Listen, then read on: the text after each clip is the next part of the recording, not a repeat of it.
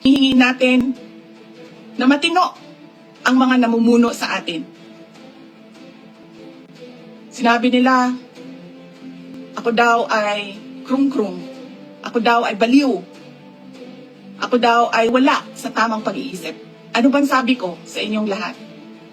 Psychological test, kahit ano yan, neuropsychiatric test, kahit anong pang test yan.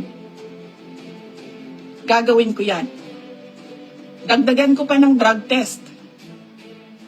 Pero dapat, magpa-drug test ang lahat ng mga nagtatrabaho sa Office of the President, sa Office of the Vice President, sa lahat ng opisina ng Senado, sa lahat ng opisina ng House of Representatives, sa lahat ng departamento ng ating bayan, ng ating pamahalaan.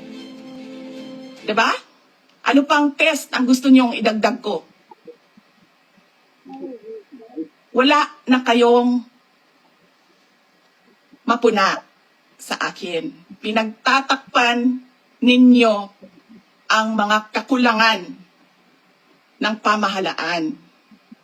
Ako ang ginagawa ninyong punching bag para hindi napapansin, nakikita, naririnig ng mga tao ang kalokohan, ang korupsyon, at ang katiwalian na ginagawa sa gobyerno. Magpa-drug at gawa sa gobyerno. Magpa-drug test tayong lahat sa harap ng taong bayan. Dalawa lang yan, mga kababayan. Ibigay namin ang mga pangako namin sa inyo noong nangangampanya kami. At papakita namin sa inyo na matino kami. Magpapadrug test kaming lahat.